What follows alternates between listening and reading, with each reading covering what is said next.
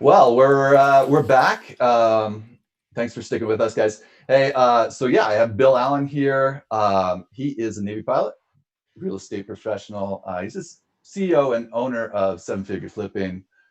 And he's really, I think where Bill really shines is he's really systematized his business and really taken a long way. Where his business, Blackjack Real Estate, is wholesaling and flipping upwards of 200 deals a year with staff of about 15 people out of Nashville, Tennessee. And yeah, thanks for being here, Bill. Yeah, absolutely, Josh. First of all, guys, thanks for having me. Josh, thank you so much. Josh saw a Facebook post that I did that I was interested in trying to, come into different RIAs. I know that we've almost all gone virtual. Like my events have all gone virtual and things like that. So I know other people are looking for folks to come in. So I wanted to see, hey, how can I add value to other people in this time of need, right? And Anson and I know each other for the past few years as well. And I didn't know that this was interconnected. So when I saw Anson on the email as a friendly face and a friendly name, and yeah, Josh, thank you so much for having me, and all of you guys that are watching this and bearing with us in the beginning. Thank you. Let's see. We're going to talk about the coronavirus in real estate, and the topic is very interesting of where we go. So first of all, like 5 different groups all around Denver. You guys, I understand you're like multiple levels. I'm a wholesaler primarily. Like about 80% of what I do is wholesaling. The other 20% is flipping.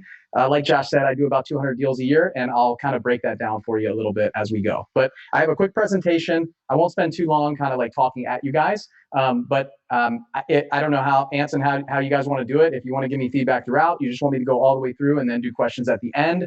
But if you've got some questions along the way, just throw them in there. And don't be shy, Anson, if you can see something that you're like, hey, I just need you to stop here and I want to ask this question. So I'm totally open. This is not polished or perfected or the exact presentation that I do over and over and over again. I know this group is really easygoing, and I'm the same way. Like I just jump in, grab me, and say, hey, I got a question that fits right now. So I'm going to go to my slides now, and then this is real time data and information, and I'll talk a little bit about myself and give you background of kind of how I operate and stuff like that. So let's see if this works. I'm going to share my desktop with you guys. Can you see this? Anson and Josh, I can't see you guys anymore with all this stuff on my screen. So if you can just tell me you guys can see it, I'll keep going. Yeah, I can see it. Okay, awesome. So this is the picture and the slide that they created. So this is kind of me and how coronavirus is changing real estate. This is me from a couple days ago. I just wanted to throw this up. I did a virtual event, Friday and Saturday, and I wanted like the shock and awe and wow factor. So I cut my hair into a mohawk that morning, kind of on a whim. And then I get home, and my son, my 5-year-old Will, he wanted to cut his hair into a mohawk. So I did. My wife let me, and we got like a perfect family portrait that morning before I went out on Saturday to finish my full day like virtual summit. That's my other son there, James, our middle son. We have three boys. I got a 5-year-old, a 3-year-old, and a 2-year-old. We'll talk a little bit about like pushing yourself past your limits and things like that. My son James has had 4 open heart surgeries in the first 6 months of his life.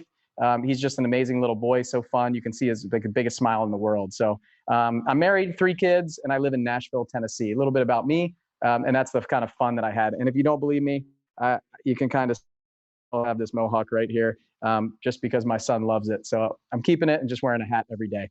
So how coronavirus is changing real estate. That's kind of the title that we picked here. And I know you guys might be coming on this or thinking that you're going to get something like I can see the future or have a crystal ball or something like that. And I don't, and I'm not going to pretend like I do. About real-time data and the things that I'm seeing in the business right now. I'm going through the same thing that you guys are going through. I run a company that does 200 deals a year. We primarily wholesale. About 80% of what we do, like I said, is called Blackjack Real Estate. We're in Nashville, Tennessee. We're in Pensacola, Florida. We're in Chattanooga, Tennessee, Huntsville, Alabama, and Bowling Green, Kentucky. And we are starting to do deals kind of around the Southeast. I'll talk about the transition of my business soon. Josh also mentioned Seven Figure Flipping. That's just a company that I own and run. It's a mastermind group. It's a group of us that get together. So I accumulated data and these concepts and ideas from all around the country. So we have about 300 clients in various stages, all single family flippers and wholesalers. That's it. So I kind of have the pulse of that and everything that's going on. So, and I also realize that I can't like see you or hear you or anything like that. So I don't get the feedback. So just jump in with questions, like I said. But that's me. I was a pilot in the Navy. My story is I was active duty Navy pilot. I was an engineering background, mechanical engineer and aeronautical engineering master's. I was a test pilot in the Navy, so I'm very data driven in everything that I do, and just kind of test and adjust and analyze things. And you'll see that throughout this presentation of how I operate my business and how I'm looking at the future. So in the Navy, I moved up flying airplanes and helicopters. And what I've learned is a ton of leadership along the way, and different ways to talk to people and things to say, and what we say really matters. And you're going to hear that in the undertones of what I talk about tonight. So again, how coronavirus is changing real estate. Like, I'm going to tell you, using past and present and looking towards the future and using contingency planning, just like I would have in the military when I'm going out on a mission to try to figure out what might be happening, like what dangers may lay ahead, and then the plans that we have, and then train towards that so we can make the right decisions as we move forward with the data that we see real time. So that's kind of the plan here of the next, I don't know, 30 minutes or so that I'm talking. So I did a podcast recently, and Josh mentioned the podcast that I run, Seven Figure Flipping Podcast. And I interviewed a guy named Bruce Norris. Some of you may know him. He's out of California. He's a big investor in California and Florida. Been doing this for 35 years. And he is a builder. He's a hard money lender. They do larger buildings. They've done single family stuff, landlord. And one quote that I pulled from this interview that I did, and this interview was right in the beginning of all this, like right when the stimulus package came out, right when we're trying to figure out what might be coming. And he just said, remember who you're capable of being on your best day. I have this written up on my whiteboard right in front of me in my office, and I look at it every day. And when I look back, I want to know who I was during this time and the kind of deals that I did and how I helped people. And I think that's the most important thing that we need to think about here is it's a people business, and how we're really going through this, and how when we look back, we want to be proud of how we acted and the things that we said and did during this time. So kind of like, who are you supporting right now? How are you helping other businesses? That's a big thing about what I'm doing. How am I treating my staff? How am I talking to my staff? And we'll talk about a lot of that stuff. We all want a specific outcome. So wherever you are, whatever kind of investor you are, you got people that are just house hacking, trying to figure out real estate. You've got flippers, you got wholesalers, you got small landlords, people that are using the BRRRR strategy. You've got syndicators on this call. You've got larger apartment building investors, maybe hard. Everybody's in this ecosystem that we call real estate investing somehow. You're here for a reason. You're watching this. You're spending time with us because you're an investor of some sort. So you want some sort of outcome. And typically in your life, there's some outcomes that we want, and it's why we do certain things. And the big picture concept for me, when I started investing in real estate, I was investing in the stock market. I was a pilot. I thought I would retire from the Navy after 20 years. And I would live off that retirement plus, whatever I was making passively on some rental properties. And that was my goal. Then I got married. I realized that I needed more money than I thought I needed. I started having some kids, and I realized I was in charge and responsible for a lot more people than just myself. So what I realized was I wasn't going to be able to retire in my early 40s like I wanted to. So I turned to real estate, and I started going more heavy into real estate. When I started seeing that I control my income and I controlled the outcome of this, right? This outcome that I want, this goal that I've set. And I was able to start making money at the way that I wanted to. What I saw was I actually had control of my money. I think that's probably what a lot of you guys are here, some sort of financial independence, time independence, more freedom. The word for me, it was freedom. So I wanted financial freedom, and I wanted to make more money. I did that. And then I started seeing that instead of making more money, I really wanted to make an impact on people. And I was able to make an impact on my staff and kind of grow that, and also gain time freedom at the same time. And so then, running the mastermind group and seeing that I can give presentations like this, I can talk to people, I can speak on stages, that impact that I had on other people was able to grow. And it was this kind of ripple effect. And that's what really started to feel good. So that outcome, whatever you want, whether you're a syndicator, a single family investor, a wholesaler, a flipper, whatever it is, you have some sort of outcome that you want. And so I originally saw this equation, right? This idea and this concept from Jack Canfield. So Chicken Soup for the Soul guy, you guys probably heard of him. But he said this E plus R equals O. And I talked about the outcome. You want some sort of outcome here, right? And the E is the event. So most people that you probably know, that you probably socialize with, they look at this outcome and they say, I want this outcome, but I didn't get this outcome. So what do? They typically blame the event. They blame something that happened. So right now, a lot of people are pointing to the coronavirus. So the title of this thing was how coronavirus is changing real estate, this presentation, right? They're pointing to the coronavirus and say, you know what, I can't invest in real estate because of this, or I can't become a landlord because of this, or I can't do this deal because of this. And they're pointing at the event and they're blaming the event for possibly not getting started, or why they stop, or why they don't keep going. And instead, what I want you guys to shift your attention on is the response. So it's event plus response equals the outcome. So your response is the thing that you can control. We can't control this event. We can't control everything that's happening right now, but we can control our response. And I think this goes back to that Bruce Norris quote of being who we are on our best day. Like, who are we capable of being on our best day? And that's the response that we want to have through all this. So I want to start with this because I think this is the mindset I want to put you guys in as you start listening to this presentation is, how are you responding right now? How are you showing up for your family? How are you showing up for your community? How are you showing up for your church group? How are you showing up for your employees? How are you showing up for your contractors, your lenders, your tenants? If you're a tenant, how are you showing up for your landlord? How are you showing up for your mortgage holder? All of these things. So the response is going to dictate our outcome, not the event. So there's always events that are happening. This one just feels different. It's uncomfortable. So keep this in mind as we go through this presentation. One of my mentors shared this kind of concept with me recently about this movie. So I don't have any feedback from you guys, but I'm sure some of you guys know what this movie is. You know who this is. So I'm just going to jump into it. So this is Lieutenant Dan in a movie called Forrest Gump. If you've never seen it, check it out. It's a very good movie. But they go out and they say, like, we're going to run a shrimp boat, right? We're going to go out fishing for shrimp. And they were not good at it. They just couldn't. It's like some of us, we start in real estate and we just are not, we don't know what we're doing. We're just practicing. And they're just going out, they're fishing, and they're like pulling in shoes and junk and all this stuff. And then this huge storm is hitting, right? And they are out there in the storm. Like this is the beginning of that. He's kind of like pointing there, but if you watch the movie, they are getting crushed in the storm and they're out in the storm. And what happens in the movie is all these other shrimp boats are back by on the docks. They're back ashore. They don't go out in the storm. And what happens is this huge storm basically just wrecks all the other boats. So they end up being the only boat out there. And what happens is they start catching shrimp. They still don't necessarily know what they're doing, but there's nobody else out there. The competition has started to really thin. It's allowed them to go out there and start catching shrimp. And this is the kind of analogy that I'm using with my team right now. Like the things that we're doing right now is we're out in the storm, we're pushing forward, we're going to keep going, and we're going to be the ones out there when people are ready, things start happening, it starts changing. And I'll talk about some of my data, but this is like a lot of the concepts and things that people talk about a lot of times is when the storm's coming, like put the horses back in the barn or shut things down. People are letting people go or stopping their marketing or changing everything or just quitting completely and waiting it out.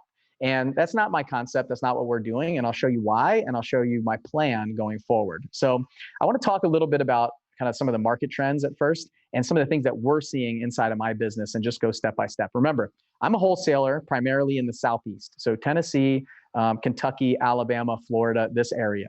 Okay, none of these areas are, and I'll talk a little bit about this, but it's very location dependent on what a lot of things, people that are essential, non-essential, things like that, what's open, what's not open. So this could differ in your area, wherever you're watching this from. I know most of you guys are around the Denver area. So I'm going to show you my data and what I'm thinking about. And then I think in the Q&A, we can hit some of the issues and struggles that you guys are having right now. So we'll start with marketing. Basically, if you don't know what wholesaling is, I basically am a marketer. We're marketing, sales, and operational company. So we put out marketing. We're direct to seller marketing. We networking, lots of different things. Online, we'll send direct mail. If you guys have rentals and things like that, you probably get mailers from people like us. There's lots of different methods, bandit signs, cold calling, text messaging, ringless voicemail, all that kind of stuff. I'll talk about some of our marketing and what we're seeing, but we're heavy in a marketing department. To give you some context, we do about anywhere from like 150 to 190 deals the past 3 years in a row. And we spend about anywhere from $42,000 to $47,000 a month on marketing, to give you an idea of what we're doing here. So here's what I've seen on the marketing side. And remember, single family homes, typically first and second time home buyer areas, like not ARVs, past about 350, 400,000.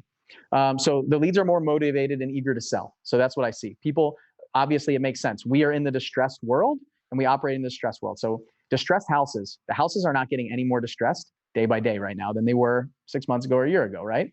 But the people are becoming a little bit more distressed. They're starting to see anxiety. They're having some issues. They're losing their jobs. They're could be potentially, some of these things, they're losing income. They maybe some of the landlords might want to cash in on their properties because they think that there might be a real estate drop here that's going to follow the stock market. So they're trying to pre-plan for those things. So thinking about that, it makes sense. Leads are more eager to sell. The people that we were talking to 3 to 6 months ago that wanted retail or more than retail are starting to become more reasonable now. The sellers responding tend to be a little bit younger, actually. What we see is under 55, and they're shopping around. They're really kind of looking around for their options right now to see who's still buying. So we see a lot of that. We have a lot of opportunity with picky sellers because there's less people buying. So when less people are out there, if you guys stopped your marketing, thank you, because we're still marketing and we're starting to see that they're calling us and they're relying on us now. So what I see is the picky sellers, the people who used to really kind of like go all around, now are starting to see that staple that's there. The person that's been mailing them for the last 2 years, 3 years, 4 years, they're starting to pick up the phone and call us and be more reasonable with our follow-up. For us, we stopped marketing to owner-occupied properties, and we're primarily only marketing now to absentee owners, which kind of makes sense, right? The owner-occupied person is in their house. They don't really want anybody coming over. They're probably not moving in the next month or two. They might be thinking about it and having those conversations. We're still having conversations with them, but it doesn't necessarily make sense to dump all of our money into mailing to them or targeting them on Facebook or things like that. So we've gone to the absentee owner who makes sense. They're probably vacant houses. Maybe their tenants aren't paying. Some of those things are happening. So absentee owners only right now. Okay, more marketing stuff.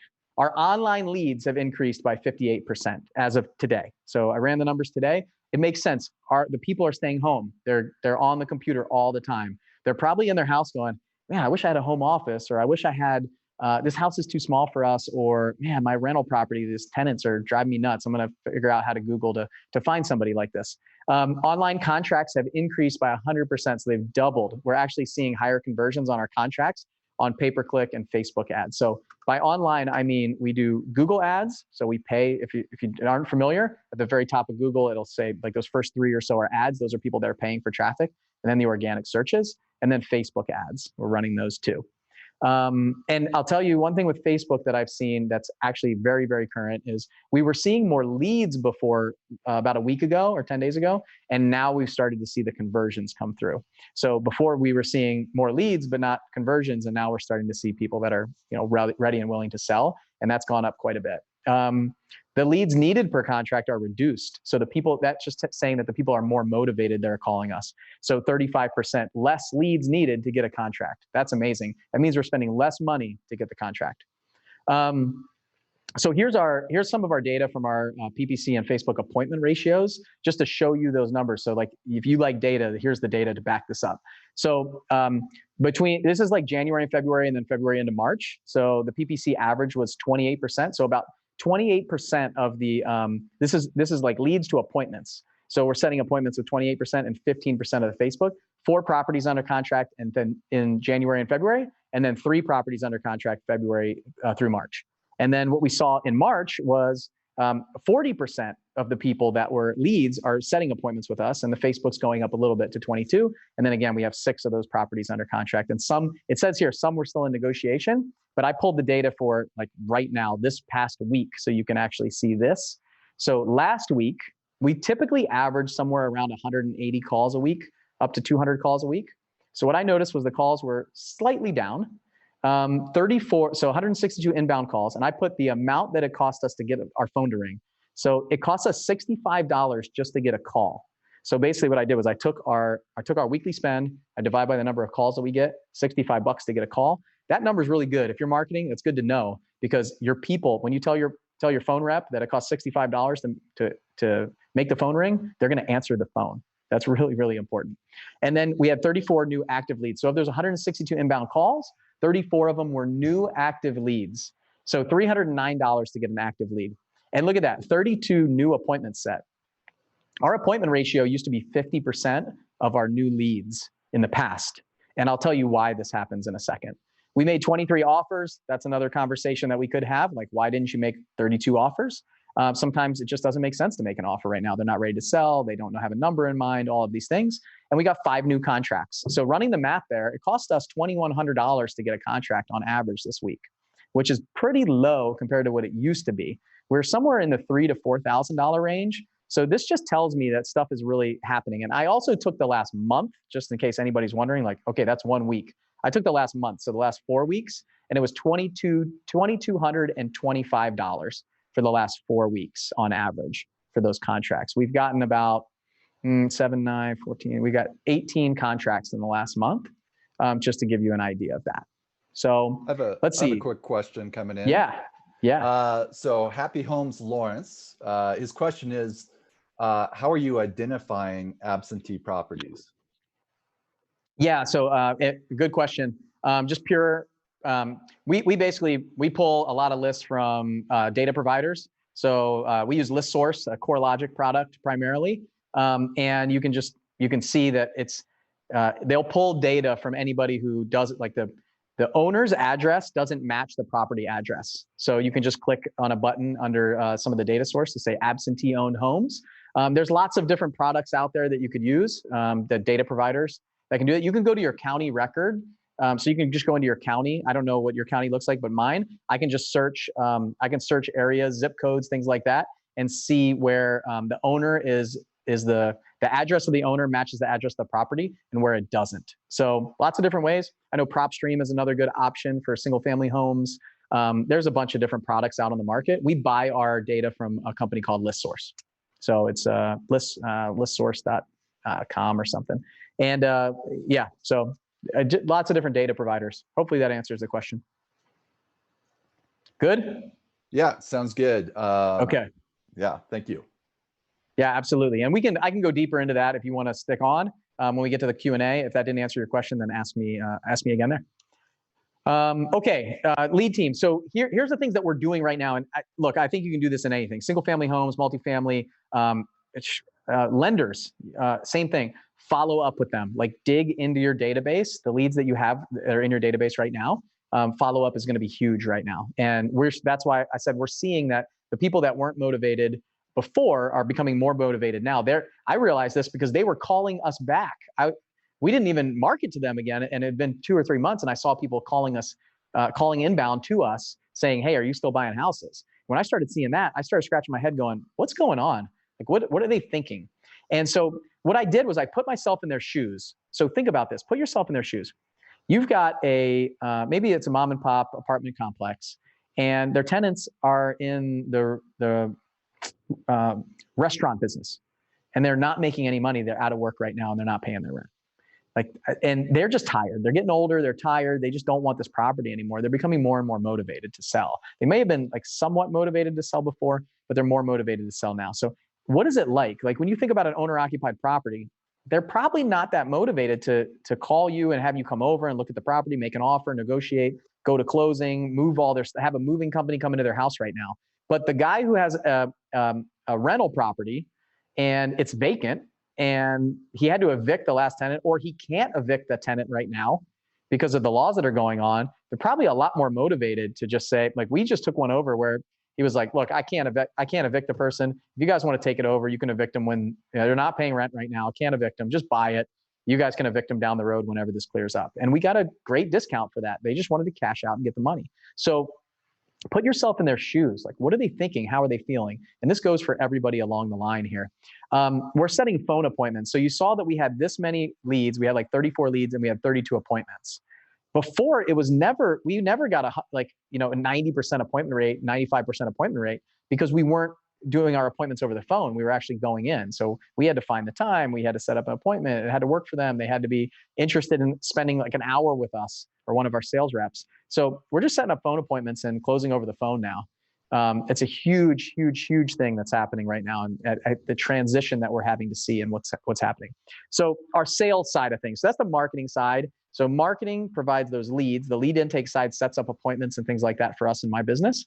And then the salespeople, the acquisitions reps, they will actually make the offer and do the negotiation with the seller, talk about what's going on, how we can help them, and then make an offer. So we had been virtual for the last like 3 months. My whole team is virtual. I do happen to be in an office, but I'm the only one that works here just because I need to get out of my house sometimes. And we have pretty much everybody is virtual. So we've moved to a lot of trying to close over the phone and try to perfect those techniques for the last 4 months or so. So we had a head start. But that doesn't mean you can't start doing that right now. And really we have to, because a lot of people, they're just not letting you, they don't want you to come over. And so the question you have to ask yourself is, can your in-person reps, so if you do have a sales team or you're a salesperson and you're the one who's negotiating these deals with the sellers, can you close a deal? Like, can you actually have that conversation? And are your in-person sales reps good on the phone? You got to figure out how to analyze that, how to hold them accountable, how to listen to their calls, how to like script that and work with them so that they can close on the phone. It's really, really important. Right now, hiring and top grading your talent is really, really big. There's a lot of people that are out of work right now. There's a lot of people that are looking for a transition into something else. If your business is operating and it's successful and you're continuing to move forward, this is a great time to bring on some people, bring on some staff, maybe 100% commission sales rep who just left, just got fired or had to quit somewhere, or something happened, and there's going to be great opportunity to find really, really good talent out there. I've realized this recently because we just hired 4 new sales reps about 3 weeks ago, and it's been incredible what's out there. We're constantly recruiting and hiring. So the price adjustments, your sales team, if you're a wholesaler or you're a buyer, you're adjusting your buy box. And we're starting to change and make some changes in that buy box.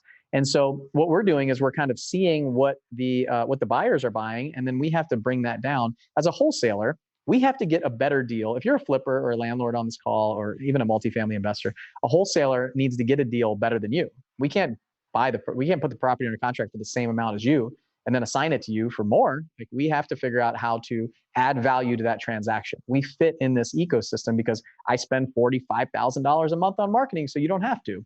And all you should have to do is bring your money and sign the contract and close, and that's it.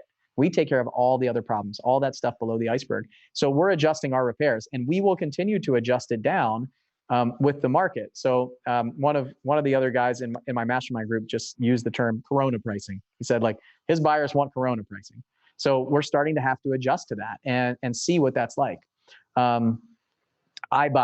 This is a big thing that I think is interesting in this market. And you guys have them in Denver. I had them in Nashville. These are the open doors. These are the offer pads. These are the Zillow buyers that basically, the exciting thing for me is what they did was they educated the marketplace on the fact that selling to a cash buyer is okay. And some more people did it. They ran radio ads and TV ads and all these things. And they basically marketed to our people to say it was okay. And then they basically pulled the plug and left. And so it left this huge gap that needs to be filled by somebody. And so I see an opportunity there to go out and continue to market and continue to grab that educated buyer who wouldn't have sold to a company like ours before than that is now. So a lot of people were complaining about them, but I didn't really necessarily mind that when they were out marketing for us.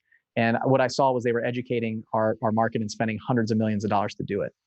So the operational side of our business is the transaction coordination side. So like closing deals and actually getting them to the closing table. So dealing with sellers, they're trying to figure out what they want. So if we have a house in escrow, it's, hey, how do you want to close? Do you want somebody to come and do the closing? Do you want to come to the closing office? Can we do it over a Zoom call? Like, how can we get this thing closed? And what do you want? We can do it at your house, and we'll send a mobile notary, and they'll have a pen that they'll throw out afterwards. You can use hand sanitizer, all that stuff. So, you guys still got me on the audio? Josh, you're good. We can still hear you. Okay, cool. I don't know what happened. All right, good.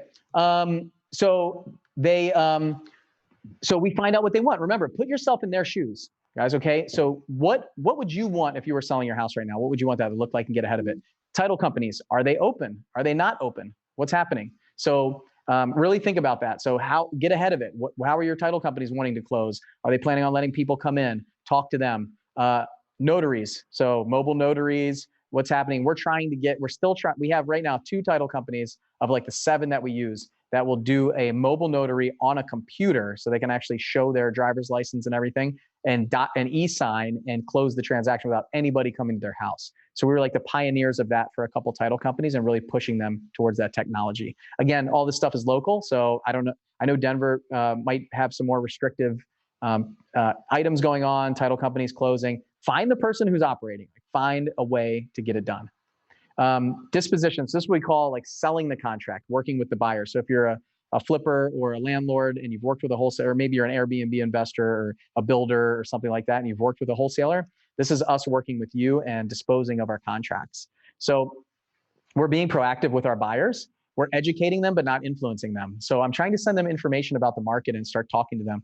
I love doing things like this because I'm trying to educate other buyers about what's going on and what we're seeing, and say that, hey, we're still open for business. We're still operating. Let us go out there and find you deals. We will find deals. Trust me.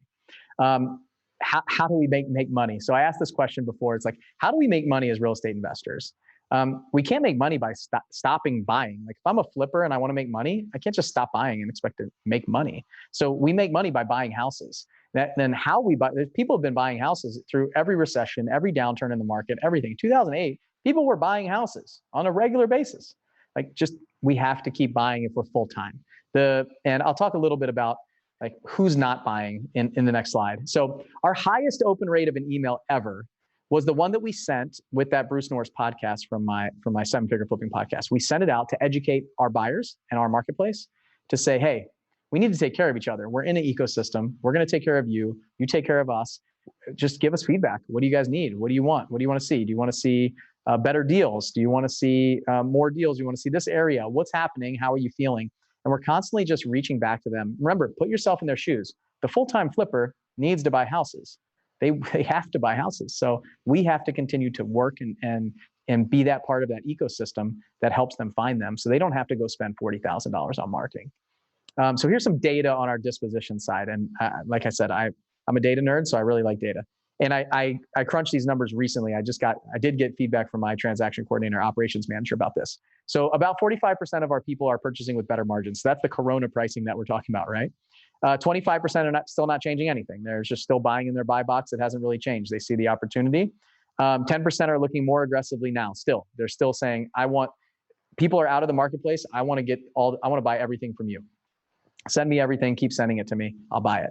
20% have completely stopped buying, basically, until the economy changes. So for me, these are the people probably who are the side hustle, part-time flippers, part-time landlords. Or they have a really big portfolio and they're just like, I'm just not sure where it's going. I'm just gonna sit on the sidelines. And the problem with that I find is the professional can't do it, because what happens, and if they do it, it's a huge mistake, because you might have 5 or 6 flips going on right now. And then if you don't bring any in the pipeline, I've been there before where I see this huge gap, but it's like 3 to 6 months down the road. So I'm really encouraging them to think about their decision. I'm not pressuring anybody to continue to buy. I'm just trying to educate and talk to them and have a conversation. Put myself in their shoes. Maybe they don't want the risk. They have a W-2 job or they have something else that they plan on doing, and this just isn't the time for them. That's okay. But the professional buyer is still buying. I mean, I'm still buying on a regular basis. So flipping, it's hyper local. Like for us, and I'll show you a slide on the next slide with some data. For us in Southwest Florida, we're in the Panhandle, the western side of Florida and the Panhandle, and I'll show you some of the data there. But first and second time home buyers, like the low median home price, slightly below, for us, it's around 150,000. There's huge demand there still, and it's moving really, really fast, especially vacant properties. So hyper local, depending on where you are, higher price points, obviously less eyes on it. People can be more selective. They don't have to buy a house in $1 million home right now, things like that. So think about what your local market is, talk to the realtors, talk to the other people that are in the market, and figure out what that looks like. And if you're a multifamily investor, same thing. Like, what kind of assets are you looking at? Are you looking at the C plus assets, things like that people might be moving down into? Are you looking at mobile home parks? What does that look like for you? Or are you in those A-class assets and starting to, maybe you're under contract for one that you're kicking down the road? Hyper local. The drop during the recession in 2008 was about, if you really run the numbers, somewhere between 1 and 1.5% per month. So depending on the speed that you're in and out of a flip, even if the market does start dropping at numbers like that, then it's really hard to, you can run your numbers at 10 or 15 or even 20% lower ARVs and still be fine as you move out. So what kind of equity and how are you crunching your numbers is really important. But it's not like the stock market where on that Monday, like a month ago, it dropped 12%.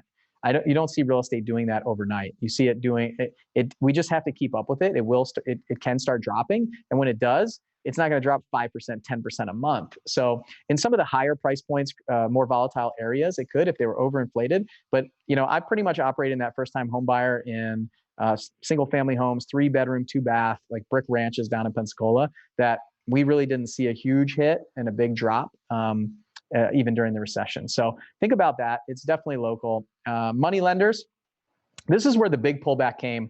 A lot of the lenders got cautious, and really their money went somewhere else. That's the key. When their money goes somewhere else, then they have to pull back. So getting financing, private money is huge right now. Like having cash is really, really big, and that allows you to jump in there. There's still hard money lenders lending. There's still hard money lenders lending at fairly high LTVs, even like 90 and 100 still. So look for those, find those, use the network. That's the key. That's the thing that I think pulled back a lot of flippers. Contractors and labor. Contractors were really hard to find before. Now they're losing their retail jobs. There's a lot more contractors out there looking for work. So that top grading idea of bringing in that talent is a lot easier now. Let's see. Here's the data. I know this is an eye chart, so I'm going to put it up here. This was shared inside my mastermind group, so I hope it's the county right over for me. I didn't have time right before this to get this data from my county, but if you look at this, the thing to look at is in the green. It's the new listings over the pending listings. So what you see here is you have pending listings, and then you have new listings that have been added per week onto the MLS. So if you can pull this data, or get your realtor to pull this data, what you see is when that number is under 1, the exciting thing is, look at this week right here, April 14th through April 20th. It's at 0.59 if you can't see that. So what that says is for every house that went pending that week, 0.59 houses went onto the market. So this doesn't show the whole picture. You don't know how many are currently listed and sitting, how much inventory is on the market right now. But you can run all that stuff. And I will tell you, it's about 2 months of inventory. So it's crazy low. The inventory is low, and they're not replacing one for the houses that are going off the market. So there's still a demand. You put a house on the market that's nice, it's fixed up, it's vacant. Our stuff is moving really, really fast. So that's kind of, this is the kind of data that you want to see and be tracking on a regular basis, and start seeing like what direction is it going. You can see it's kind of teetering up and down a little bit, but it's still well below 1, which gives me the concept that things are going to go well for us if we can have a product and put it on the market. And by the way, like I said, we flip about 30 to 40 houses a year. So we are still in that world, and I'm still buying houses to flip too. So raising money, a lot of opportunity here to raise capital.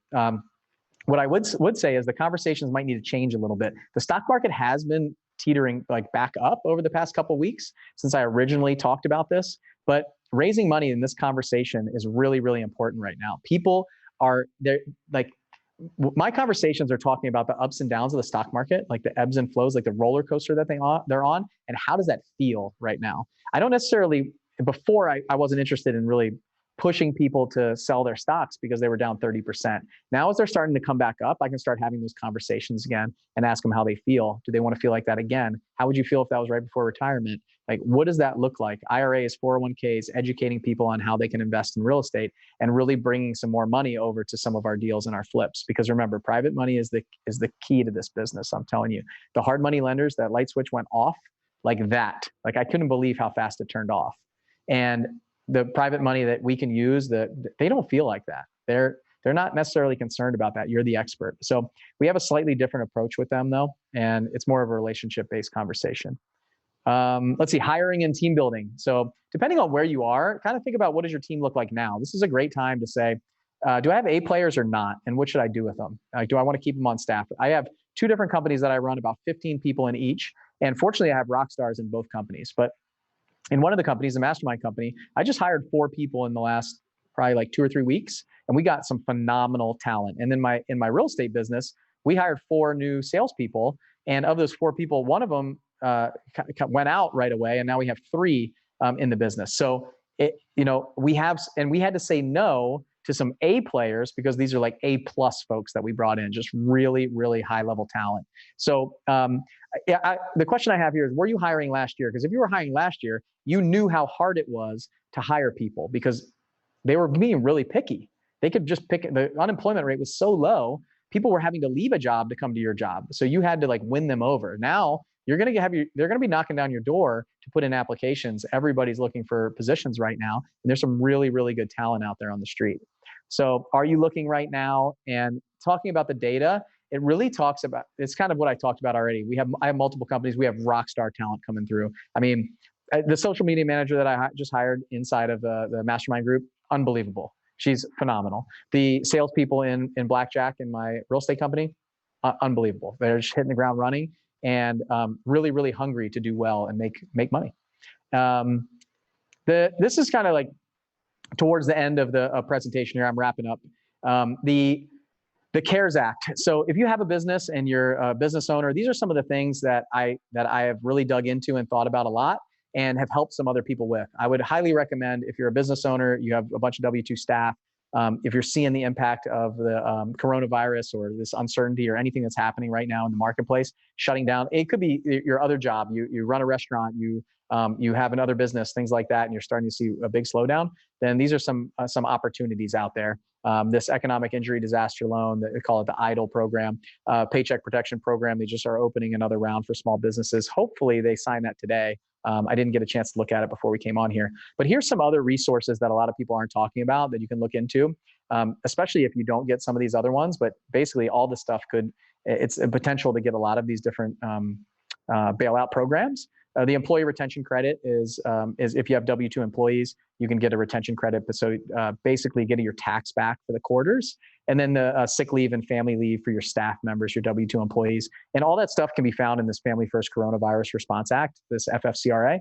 And I highly recommend you could do just like a search on YouTube, search on Google, and find a bunch of different information about it. I would go to the source documents. Like I've gone to the source documents and found those things because there's so much misinformation out there. So either find somebody who you really, really trust to follow about it, or just go to the source documents. So I read all the documents. I read the CARES Act. There's the portions that I needed to. And I read a bunch of the Treasury documents and things like that, and the SBA websites, the frequently asked questions. I just kept up on it. And because of that, my applications were correct. They were gone in. And I'm looking now at some of these employee retention credits, sick leave and family leave, because I still haven't gotten the PPP for one of my companies. We have a pretty big payroll. And as you see things start changing and adjusting, getting that a loan like that is really, really helpful, and to know that you're certain going forward. So a couple of resources for you. So here's like the final wrap up stuff is like, what can you do in a time like this? So remember that event plus the response equals outcome. So I started this presentation with the response that you can do. So what is the kind of response that you can have for your family, for your community, for your church, for your staff, for your kids, for yourself? Like, you are leading yourself.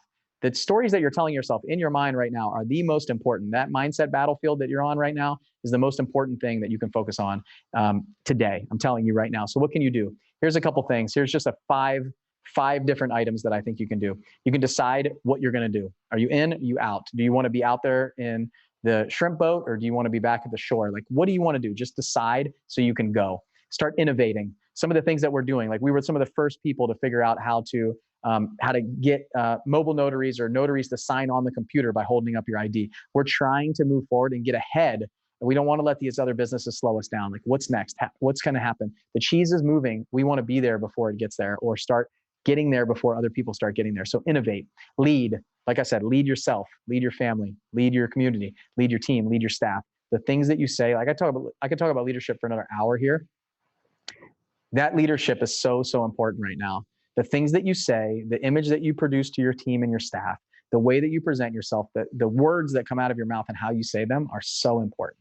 You have to lead you have to be a leader right now to get through this. Have courage, and encourage other people. Put courage in other people. And really, like, all of this stuff, you're deciding, you're innovating, you're leading, and you're courageous. And then capabilities. Start working on your capabilities. Obviously, you're listening to this, you're watching this, you're part of this group. You're building your capabilities right now. Now is the time to focus on like what we're capable of. Learn, read some books, put the good stuff in. It's not sitting on the couch and watching Netflix or wasting your time or reading the news or watching. This stuff just creates anxiety. So like, what are you doing right now? Take action on this stuff, figure out what your next step is, where you want to go, decide where you want to go, innovate, lead yourself that way, be courageous, and then focus on your capabilities so that when you do come out of this, when you can leave your house, you can go do all the things that you want to do, you have that information, that knowledge, and you're ready to move forward. So as I was, there's a quote that I love. There's like, tough times don't last, but tough people do. So I always try to end something with like a motivational quote, any of my presentations, things like that. And I had one in there, but in this presentation, but I took it out, and I was kind of looking for something like that. And I found this one. I randomly like stumbled across this as I was Googling that quote. It says, "There's no strong person with an easy past. They'll tell you from the heart that the pain won't last. And even though it hurts, stick to your task. Tough times don't, but tough people last." I absolutely love this one because it incorporates so many of the things that I see in successful people and unsuccessful people. It's like, you have no idea what's hiding under the surface. In the beginning of this presentation, I showed you my son who's 3 years old. He's 3.5 years old. His name's James. And you look at him and you don't know that, like, the horror that he has been through in his life, the pain that he's gone through, all the open heart surgeries that he had. And if you met me on the street, you would have no idea that we're going through that. He doesn't speak. He wouldn't eat for the first like 2.5 years of his life. He just learned how to eat. He has a feeding tube in his stomach that we have to give him water in. He doesn't understand us. He can't talk to us. He needs full-time assistance. He's special needs. He's got a chromosome anomaly, all this stuff. You would have no idea that all of these things are going on under the surface, and we don't know what's going on with anybody. So when I say put yourself in other people's shoes, somebody's having a bad day, you have no idea what's going on under the surface. So it's a people business. Listen to the people. The pain won't last. Stick to the task that's at hand, and tough people last. They'll last through this. So we're all tough people, and this is just an event that happened. Don't blame the event. Figure out what your response is going to be and go forward with, like, you decided you're starting to innovate, you're leading and you're being courageous and you're building the capabilities, like, go do that stuff and just dive right in and just go. So that's what I got. Let me unshare my screen here for you guys, and I'll kind of open it up to some questions if you have them. All right, man. That was incredible. Oh yeah, that was really good. I think kind of what we can look at too, even if things are going awry, there's always a chance to like choose who you're going to show up as, and who you are like becoming. So there's always an opportunity, even when things are kind of maybe going sideways on you. You know, it's interesting because I gave a presentation on Friday and Saturday, and I pulled up a couple of like heroes and leaders that were in my mind, right? And I showed pictures of them, and I said, like, I asked, I had an audience there, I had like a bunch of screens, I had like 150 people, right? And so I could get feedback from. I said, what do you guys see in these pictures? So it was Winston Churchill, it was Martin Luther King, it was Abraham Lincoln, and it's like, these are leaders. So it was a leadership presentation. These are leaders that led through the toughest times. Like the toughest times get tougher. When it's easy, no problem. Like, anybody can be a leader when it's easy, right? When things get hard and you have to show up for your team and your staff and other people around you, like, that's where you really shine through, right? That's when a leader really comes out. So, like, I mean, Martin Luther King is like, some of the speeches, the quotes, the things that he had to go through that time, like, that is unbelievable stuff. It's like nobody else wanted to do that, you know? And it's funny here. I got a Winston Churchill quote that I look at almost all the time. Winston Churchill defined success as the ability to move from failure to failure with no loss of enthusiasm.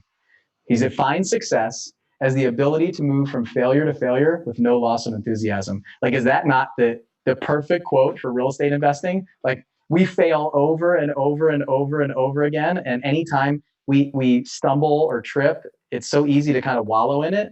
But our response is that, like, we don't lose enthusiasm. It's just like, good, like, I failed again. I keep going. Like, what's next? I learned so much from that. I'll never make that same mistake again. And I even tell my flight students, like, I train flight students in the airplane, and I say, look, guys and gals, it's my job to make sure that you make every single mistake. We have what's called an on-wing. So they come in, they fly their first, like, of their first 12 flights, they fly 8 with you, 4 with a couple other people. Then they do their check ride to go fly by themselves for the first time in the airplane. And this is an 1,100 horsepower airplane, ejection seat, oxygen mask, G suit. We can pull like 7.5 Gs, fully aerobatic. And they went from flying this little Cessna with a lawnmower engine to this thing that is serious machine with a bunch of screens that look like this, 3 glass cockpit screens side by side, and this thing can go. And I mean, I could be from Pensacola to Denver in, I don't know, probably like 2.5, 3 hours. Just amazing machine. So, and I say, I want you to make every single mistake that you could possibly make with me, get it out of your system so you don't do it on your check ride. Like, make all the mistakes so you don't do it in the future. And I mean, that's what a good mentor does, and coach and trainer, right? But if I see you make the same mistake over and over and over again, that's when I'm done with you. Like, I really don't have the patience for that, because it means you're not listening to me. You're not learning from things. So moving from failure to failure without any loss of enthusiasm is just awesome. But you start failing in the same way over and over and over again, that's when you got the problem. So I agree. Long-winded story to say leadership in times of challenge and struggle and uncertainty, like, that's the number one thing. That's where the true leader shines. And that's where, like, after this, after like all the stuff shakes up, you see who's still there, like who's still standing, who who do you follow through all that, right? Yep. It reminds me of when I first started in real estate. It was in Phoenix in like 2004. And you could throw a rock and hit a house that you're going to make money on. It's like 44% year over year appreciation. When your hairdresser is talking about flipping houses and flipping new build lots, it's probably time to run. But there's a lot of money made that was so easy then. And I mean, it was like California investors that would buy 10 properties straight off of MLS, full asking price, turn around, put them right back on MLS for like 20, 30 grand higher, and then would just flip 10 houses a month straight off of MLS. And then when the market shifts, you really find out, what people are made of. And when things get tough, just like you said, a lot of your competition stays home. They're like, "Oh, we're going to wait it out." Well, if I wait it out as a flipper, there's going to be a certain time where money runs out. And so, like you said, you Yeah. can't make money flipping if you're not buying. And so yeah, like real quick, just a couple takeaways that I had. I had to go grab my Who Moved My Cheese book to put on the top of the list because this plus Gary Keller's Shift talk a lot about just basically when things get pulled out from under you and how to react to that. And then you had a really good point because we probably know the same person, and I can't remember if he was in seven figure flipping still, but he was doing over the phone closings from Canada down in Texas, and at the time, I think this is 2 or 3 years ago, I was like, whoa, that's crazy! Like nobody's doing over the phone closings, just nailing it, locking it down, and think about how much further he is ahead. And then everybody's trying to play catch up, just like you did 4 months ago unintentionally. He was doing it intentionally. And then now that this happens, he's like, nothing's changed. He already had that tool on his tool belt. So that was really cool that one, you're recognizing it. I am seeing it a lot from trainers and from salespeople who are like, get good at over the sales. So now our Canadian friend will lose a little bit of his edge because now everybody else has to step up their game to compete. But that Well, was there's also like a learning curve to the process and everything, right? Because you're not going, like, we're not seeing the house. So there's a plan for that and a structure to it. So like, even you guys know, like, the first one to that marketplace, right, is going to do well. And then other people are going to start coming there. And then, like you said, the Who Move Your Cheese thing, you're just gonna have to go do something else. Like, what's the next innovative thing that you can do? But I totally agree. The people that, I mean, even we have like a slight edge, but we'll lose that in an instant when it's not hard to figure out. It's not rocket science, guys. It's like, we make a call, we come up with an agreement, they tell us what the repairs are, we send somebody to take some pictures. If the repairs are more than what we thought, then we go back to them and say, hey, did you know that this house needs actually $30,000 more work than what you told us it needed? No, I didn't. We just had one where the guy was like, I didn't know that. I haven't been to the house in like 2 years. The tenant told me it was in great shape. He looked at the pictures and he was like, whoa, that's in way worse shape than I thought it was. So we're on the same page. And he's like, okay, yeah, I can see where you guys got there. And we had that conversation. It's more of like, not, I always tell my team, like, don't slam the door shut if you're not sure that we can do the deal for sure. Like, so they leave it cracked open. Just talk to them and say, hey, like, we're very open and honest about what we do. This is not a bait and switch that we run in my company. Integrity is like one of the top core values of mine. So I am, if we can't slam the door home and know that we got the deal done, then we tell them, like, hey, I'm not sure. Like, we have to go get some pictures. We have to figure out the numbers. We have to look, because I can't buy a house that I haven't seen. So it's that conversation. They know that, like, they're fine with it. So yeah, I think it's just a slight learning curve. Like, don't be don't be afraid to do it. It's just changing things a little bit. Anything that we've never done becomes a little bit uncomfortable, right? If we're not uncomfortable, we're not growing. So just because you haven't done it just means you haven't done it yet. Like, just go do it. Once you do one, it becomes the new norm, right? In a good way. Yeah, I always think that within every hardship or within every change, there's opportunity. shift with that, where other people might be slower to shift with that. So just getting on that front end of the curve, like I was talking to an investor here in Northern Colorado, and they were kind of talking about the coronavirus and the softening of the market. But I'm like, just a couple months ago, we were talking about how the market was too hot. And now, like, a lot of people are running from the market. There is an opportunity here. People are still buying houses. It's just all in how we're looking at it. Yeah, I think the biggest thing that I see is we're always complaining about something. Like it was competition 6 months ago.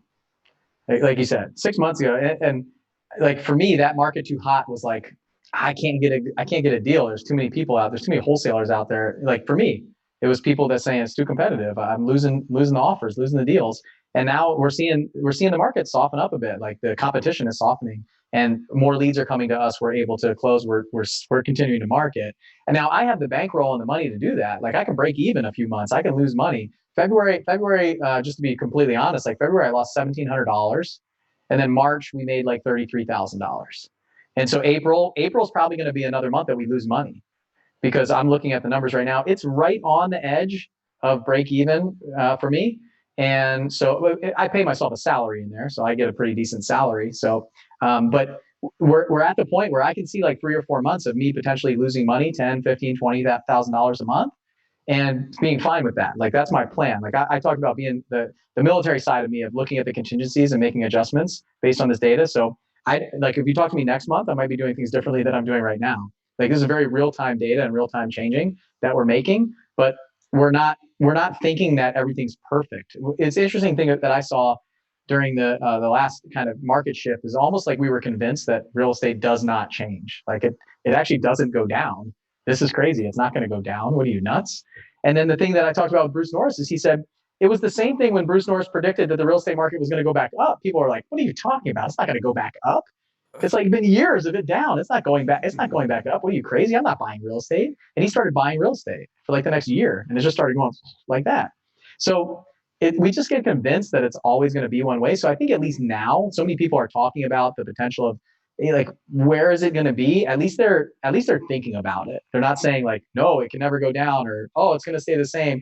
At least everybody has an opinion. So I think the biggest thing is like, have an opinion. Like that's what I've learned in all of this is I have a very strong opinion on marketing. I have a very strong opinion on sales. I have a very strong opinion, and I've earned the opinion over time. So when I was new, I kind of like follow the people that I would believe in, that I trusted, that I thought had an opinion that I think aligns with what I would have if I had the experience. So I think what's cool is you guys have some leaders here that can share some of their stories and their background and their history, so you can kind of follow them. And I would say find somebody that you really agree with, that you like, and follow along with them, because that's like, if I was a newer person, I would want to look for that person who I thought like had the information, had the data, and wasn't like just selling stuff all the time. So I'm always really careful with that. Like when I talk to people that listen to podcasts, a lot of times it's like, here's the best thing from this Facebook ad. I made $100,000, and they're selling Facebook ads. So you just have to be careful with the information that you put into your mind and who you believe out there. So I'd say like my biggest thing these days is like, I find somebody that I really resonate with, and then and they have the experience and the knowledge and the information, I go follow them. So I think that's a big thing for all of you guys. And obviously you're in a great place here. I mean, I know Anson, he knows what he's talking about. So I'm assuming the rest of the leadership here is fantastic too. So I think the biggest thing for me is like understanding that we have to use the data to go forward to figure out where we're going. Like we can't just like do this and just go, real estate should probably be okay for a while. Like we really have to look at that stuff. And when I looked at the data and really dug in and saw that it dropped like 1 or 1.5%, it didn't scare me as much. Like when you look at it's like you look at it over 3 years and you go, oh my gosh, it dropped like 50% in some areas. But I mean, really spacing it out. I had an investor that asked me a question on Friday, and he's in California, and he said, I went through 2008 and it crushed me. He's like, I don't want to do that again. I said, well, yeah, I'm not gonna drop his name, but I said, hey, how fast did it go down? He's like, not really that fast. And I said, okay, well, like how fast? He's like, at the worst, like 1.5% a month, maybe 2% a month in like our high end properties. And I said, all right, how long does it take you to flip a house? And he's like 6 months. And I said, okay, well, first of all, can you do it in 3? And second of all, can you, if it takes you 6 months and then you're in and out in 6 months, then the max it can drop is 12%. So if you bought it 20% less right now, would you buy it? And he's like, yeah, of course. I said, all right. Then he's like, all right, I got my answer. Like, I'll just pay a little less and build in more margin just in case. And then if things work out and it drops 1% a month or it stays the same, then he's coming out really big. Just kind of looking for a little bit better deals. That's the Corona pricing that everybody's trying to get from us right now. I know we trademarked it while you were talking, so That's you right. waste money every time We bought the domain name and everything. No, but Josh, there were a couple questions there in chat. Yeah. Start Yeah, we have a couple questions coming in. I think this one's on the acquisition side of things. Do you personally use kind of real estate agents or just go directly with title companies, like go directly to seller and then use title companies to close? Yeah, so I haven't had a ton of luck with real estate agents personally in the past. We haven't bought a house.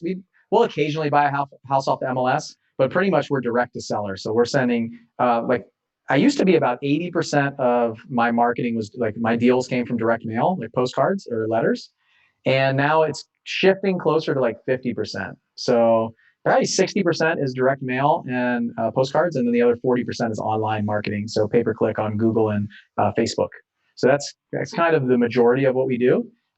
Most of the calling and voicemails and texting and stuff we do is to people who are already in our world, in our database. We're not necessarily doing a lot of that cold stuff right now, like a lot of people are, but that might be the next iteration of where we go if my cost per deal continues to go up. So yeah, so I have nothing against real estate agents. I actually have a license down in Florida, but we just don't get enough volume from agents. Networking is like, if you don't have any money, networking is the number one thing that you should be doing. It's great. It just takes a lot of time. And so I'm in the I have money, I don't have time world. And then if you're in the I have time, but I don't have money world, I wouldn't market the way that we do. But like I said, we spend 42 to 47,000 a month. It's a lot on marketing. So we're pretty much a marketing business and company going direct to the seller. Yeah. Thank you. So next question. So you talked a little bit about following people that you really like to follow, and I know that we do that through kind of networking groups and things like that.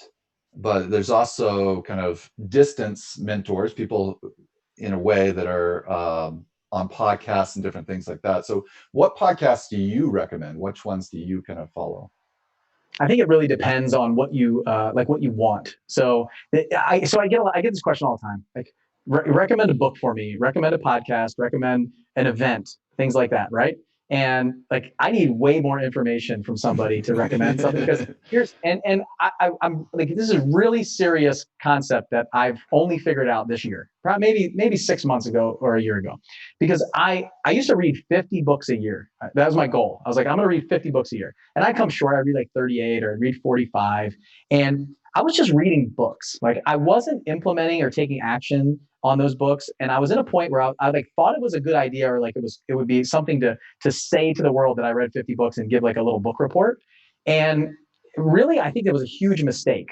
So I had someone ask me recently, hey, say I want to read 50 books. And I challenged, I said, why do you want to read 50 books? He's like, well, I saw you read 50 books and I saw where you went. And I just assumed it was because you read 50 books. I said, no, it's probably because I read one book and did the one thing out of that book that I needed to do to get to where I was going. And so what I recommend to you guys now, anybody who's listening, is figure out what you need now. Like, what right now? Like, what do you need right now? And go get that thing. Like, go buy that book, go get that one thing that you need and start doing it. And then figure out what you need next. And then go buy that book or go follow that podcast. Like, because I can name 5 podcasts. You might be an apartment investor. You might be a real estate agent.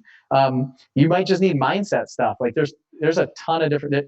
So I would say, like, find events, find podcasts, find things that are going to move you forward. And like my recommendation before is find the person that you relate to, that you like, that you can follow.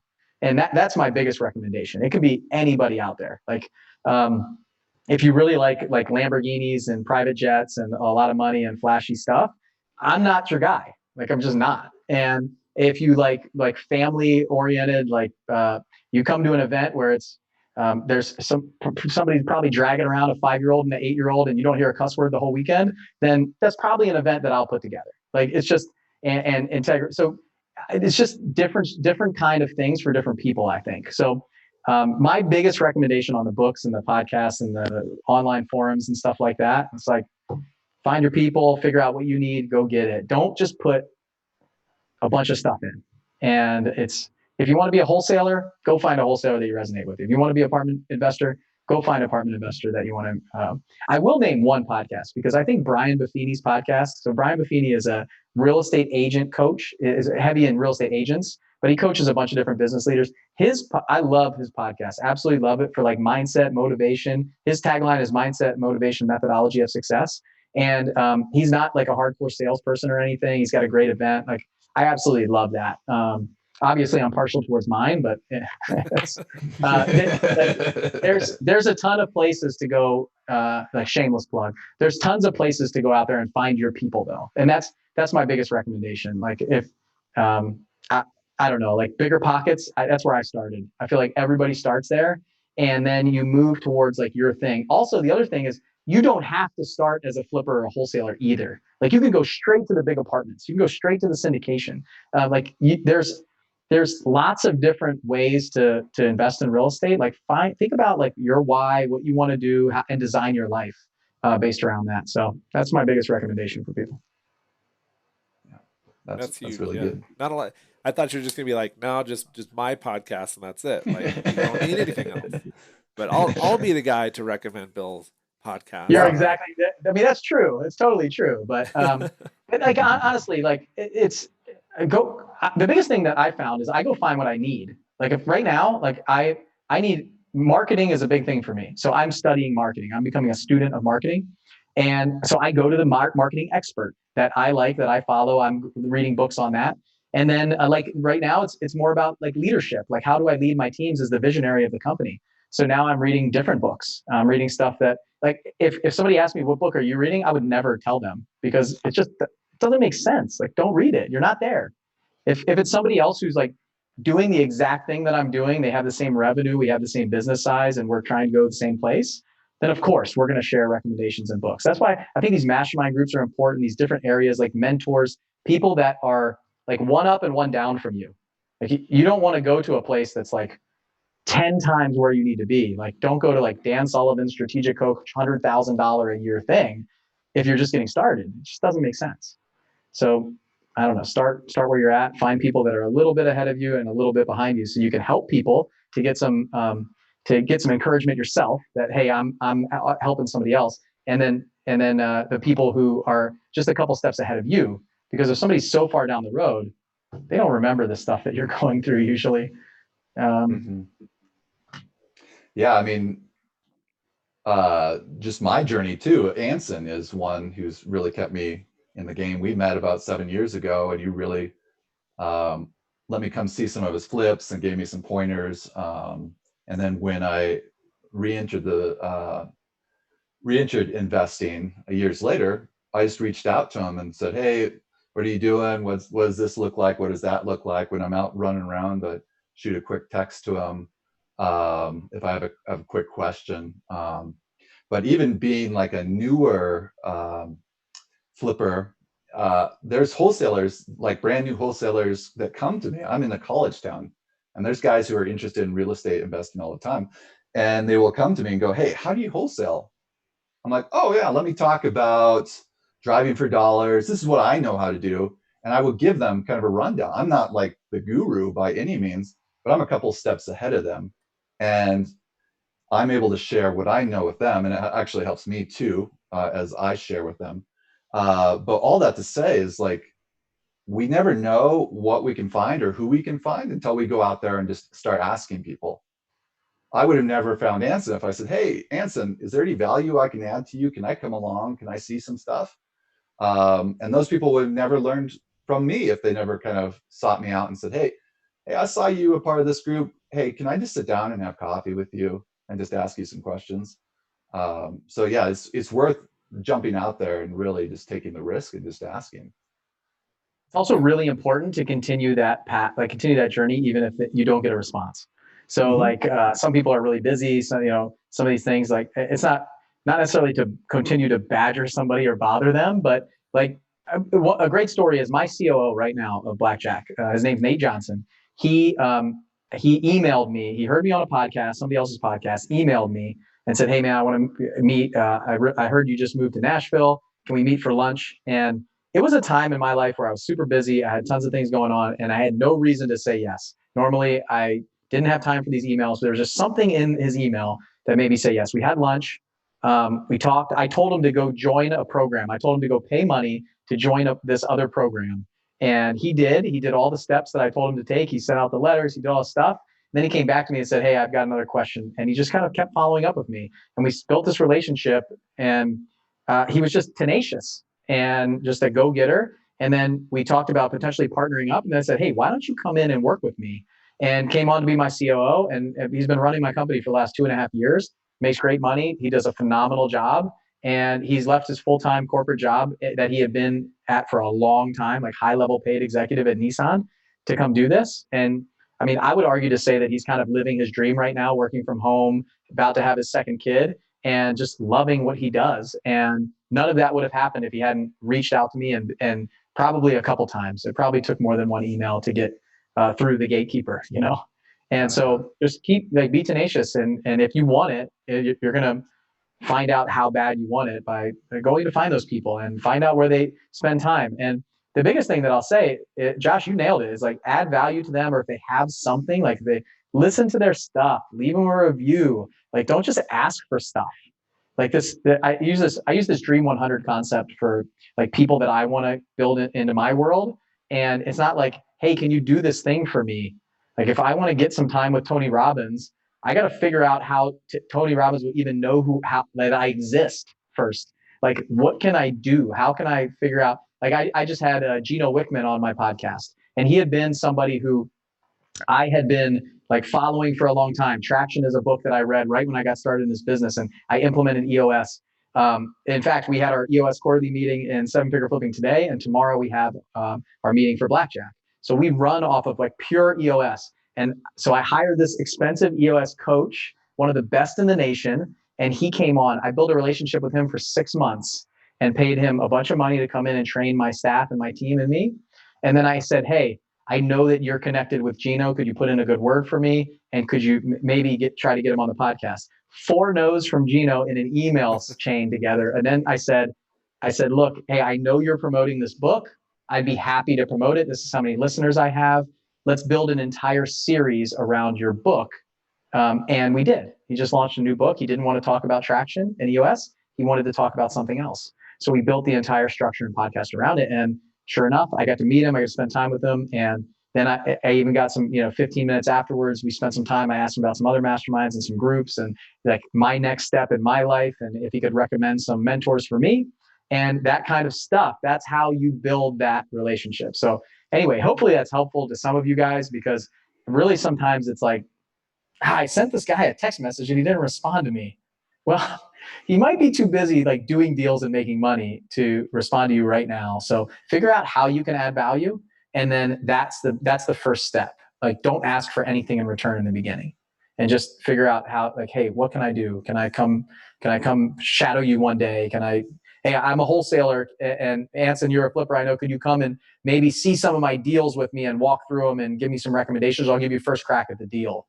Like you can, help me run the numbers, and any deal that I get, I'll send to you first. How can I help some of these people?" So it's the way to go. That's huge. That's like 2 really quick things before Josh gets to the next question. But the one thing about tenacity, because I don't come from a military background. I know that you probably are surprised about that. Look at Bill's office versus mine. Mine's like a bomb went off in here, but yeah. So tenacity really stands out because I might be busy or I just might be scatterbrained. And Josh can attest that there are certain times when I forget, or I don't text him back right away, and I like 2 days later I'm like, "Crap, man, Josh texted me. I need to get back to him."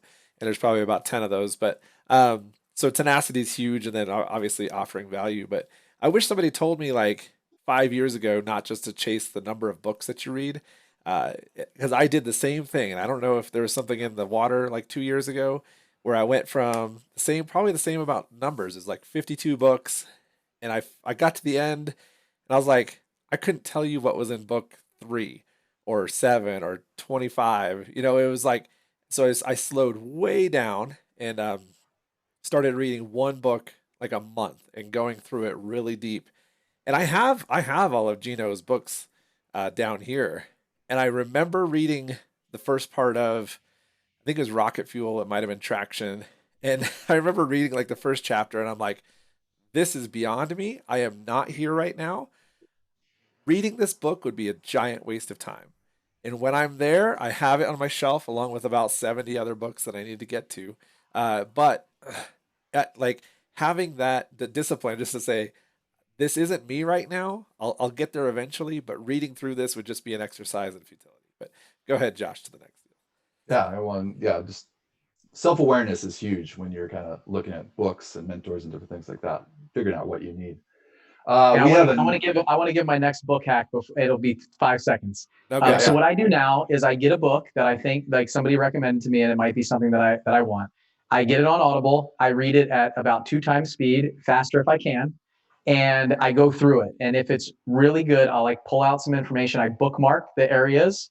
Like if I hear something I want it, I take the clip. You can do clip on Audible, and then I'll see like, is this something that I want? If it's a great book, and then I'll buy it. I'll buy a copy of it. I usually buy 2 copies of it, one for me and one for somebody else that I can send it to. And I'll buy 2 copies of it, and it goes on my shelf.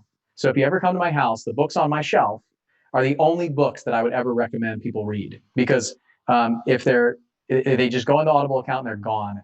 I burn through them really fast. I also use Overdrive from the library. So the library, you can get books on Audible, and I'll just rip through books in the library. And if I like it, it goes on my shelf there's not a lot of books on my bookshelf. And there's a couple that I'll read every year, just to kind of get me in that mindset in the beginning of the year. So that's kind of like my book hack now, of just ripping through stuff. And again, like Anson said, I'm at a different point in my life though. Like I'm just looking for that one thing that changes things by like 5% or 10%. And that's an extra like $200,000, $300,000, or that new idea, or that new thing that I need. So a lot of times I'll just kind of rip through books like that sometimes, and I'll stop. If I'm a third of the way in, like I've read a couple. There was one that has like a bunch of obscenities on the title. And I went through like the first like 10 minutes of it. I just couldn't get through it. So I jumped off. So that's what I do. I think I have that book.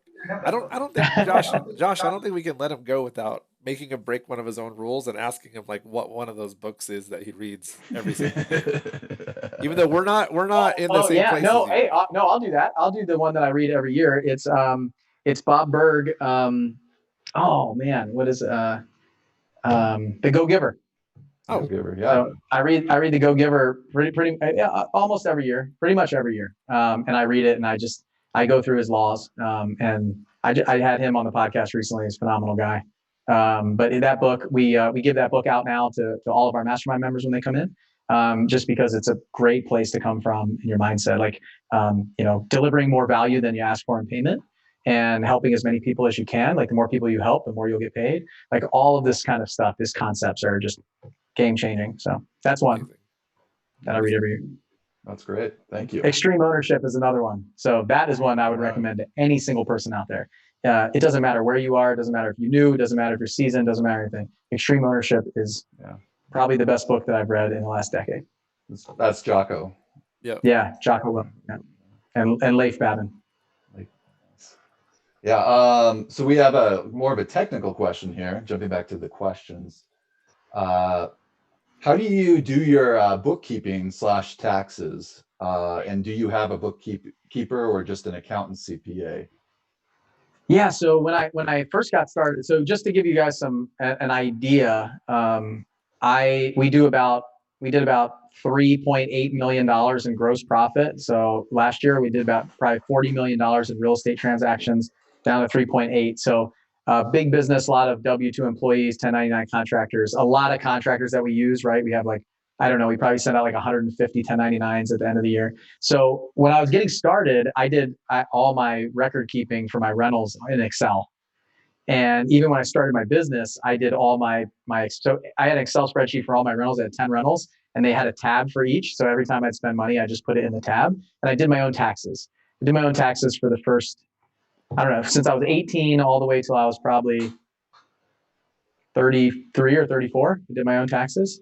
And then as I like created my first LLC and started flipping out, like turning it into an S corporation taxes, or an LLC taxes and S corporation, that's when I was like, I should probably hire somebody. So then I hired somebody local to do my taxes, and all she did was validate the fact that I already knew what I was doing, and I was paying a bunch of money. But I was growing a ton. I went from doing 1 deal a year to doing almost 70 deals that second year. So she came in at that 70 deal year, and then I knew that it was just beyond me to look at all those HUDs and everything. So so the first hire that I ever had was a lead intake manager, and the second person was just a part-time bookkeeper, like once a week reconciling the books. And my lead intake person was like an office manager, so she did the bookkeeping until I hired that part-time bookkeeper, and it was a referral from a friend of mine. So now I have a CPA that does all the taxes for all the partnerships, LLCs. I'm a partner in like, I don't know, almost 3,000 units of different stuff, storage units, apartment buildings, things like that. Limited partner and general partner in different aspects. And I do hard money lending. I have a couple different LLCs, 2 like bigger companies in the 7-figure range. So I have a full-time controller now, like a CFO for my life and my business. So my CFO handles all my loans. She has a personal, like my whole life is in QuickBooks now. So my personal balance sheet is in there, all my loans, my notes, my K1s, my partnerships. And then she also manages both businesses. So she's full-time. And we also have a full-time bookkeeper on staff for 7-figure flipping and blackjack full-time now. So those 2 people and a CPA now for the financial side of those businesses. And I'm still heavily involved in the finances. I kind of think of myself as like the CFO and she's the controller, but she's becoming the CFO very, very quickly of like my life. Every expense that goes through my credit card hits the balance sheet. She sees it all. So she has access to everything that I do. She knows my net worth. She knows everything. That's crazy. That's awesome. Oh.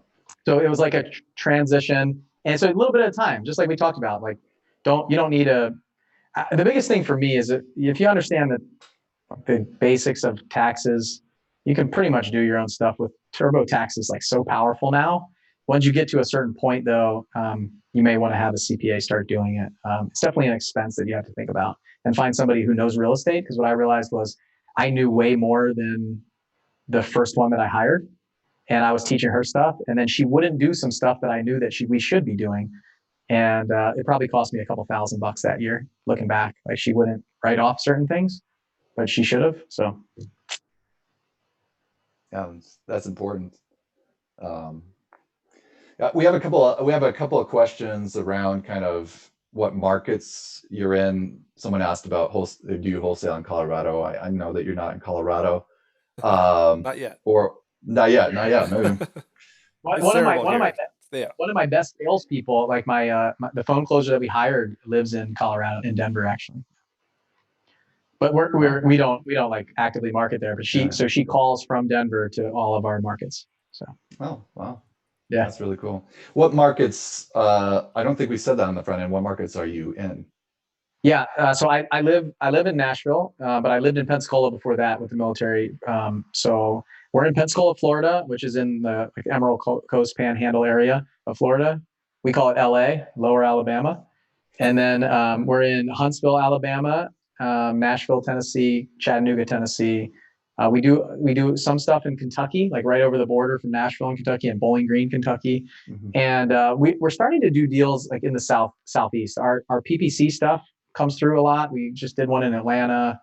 We've done like a random one in Indianapolis. I've seen some come through like all over Tennessee. We did a couple in Memphis. So now that we're starting to close over the phone, we're able to do stuff, and we have a process and a system around it. Really, systems and automation is really important to me. So we're able to build that system out and basically do it anywhere. So when leads come in, we used to give the leads over to somebody else inside the mastermind group, but now we just control it, and they might help us move it on the back end. So pretty much that Southeast area, Alabama, Kentucky, Tennessee, and Florida. Yeah. So the buyers on some of those deals that might be in a random market that you just came through in PPC, you're saying you're pushing those through to your network through your through seven figure basically.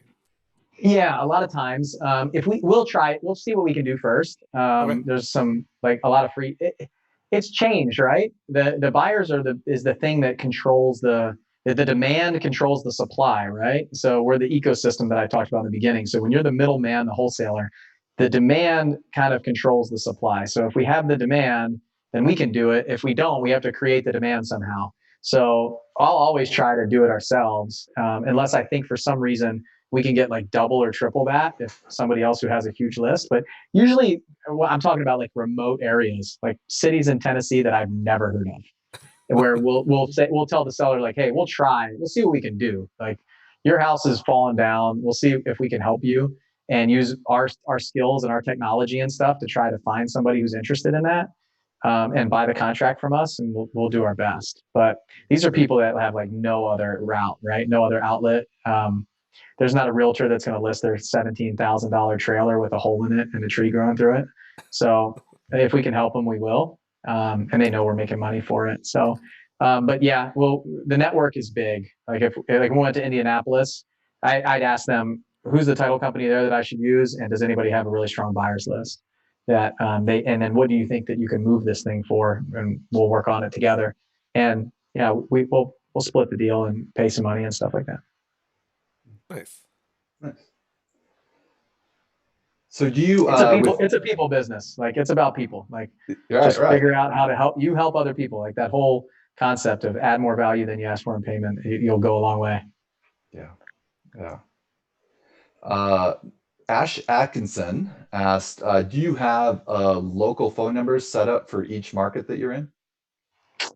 Yeah. So if we do a mailer or something like that, or an online advertisement, then yes, I highly recommend having a local area code. Even if all of our stuff redirects to the same area. So we use a system called CallRail, and we have a bunch of phone numbers. We probably have 100 phone numbers, and it tracks all of our marketing. Everything is very specific. So like this piece gets this phone number, this online source gets this phone number, so we can track where it's all coming from. When I got started, it all went to one Google Voice phone number, and I had no idea like who was coming from where and where the leads were coming from, right? So, and that's fine. I also started with a piece of paper and a pencil. So the next thing people always ask is like, what CRM should I start with? It's like, go get a deal and make some money, and then worry about all the systems and automation and stuff like that. Like, put yourself out there. The first two houses that I flipped were in my own name. I didn't have an LLC. I didn't have a business card. I didn't even know what I was doing. I really just kind of went out there and did it and took action, and fortunately made pretty good money. But I think all of that stuff comes later. But the phone numbers, I recommend that you do that if you can afford it. If not, have a Google Voice phone number and put it out there. Like that's not going to stop it. The motivated seller, don't overthink it. The motivated seller needs your help. And if you can help them, then you'll win. Yeah. True. Yeah. It's good. I'm always interested in like the nitty gritty details, but I'm sure that your CRM is a bit more advanced than the rest of us. But was it like kind of maybe what did you use when you first started besides the pen and paper and your Excel master sheet? But these things that grow over time. But if somebody was, let's say, flipping 12 houses a year, maybe 5 to 12, do you have a recommendation in that space? Of course, the best CRM is the one that you use, but you've probably gone through a few of them by now. Yeah, I've used lots of different CRMs. I've only used one CRM basically in the real estate business, but I've used a bunch in the mastermind business and the sales type structure. So I went from a piece of paper and a pencil. Like seriously, I had stacks of sheets of paper, and I really recommend people start there. If you're only getting one or two leads, you don't need to pay $100 a month or $200 a month for a CRM. And then I went to an Excel spreadsheet and I started tracking that stuff that I shared with my team. It was a shared Google Sheet. I went to that. And then from there, because you can automate a bunch of stuff in Google Sheets with like Zapier and all this stuff. You can zap stuff in there, and you can do some really cool stuff with Google Sheets and share it. So like that stuff's free primarily. The zaps might cost a little bit of money. And then from there, I went to Podio, and I customized it myself at the time. So like Andy McFarland was my mentor. So he sent me his like Podio build out, but there's no automations in it. So I had all his questions and all the apps, but I had to build all the Globiflow back end automation. So that's probably, it could sound a little bit like scary to a lot of people, but that's the kind of stuff that I really like to do, was figure that out. So then and then I said, okay, I'm not a developer, I'm not a programmer, this is ridiculous. So I went to InvestorFuse, which is basically a wrap around Podio. There's a bunch of different CRMs that have Podio wraps, and basically that's Podio infrastructure with all the automations around it that they control. And they have another platform that's off Podio now, but I haven't used it. And then there's a lot of other ones just like it.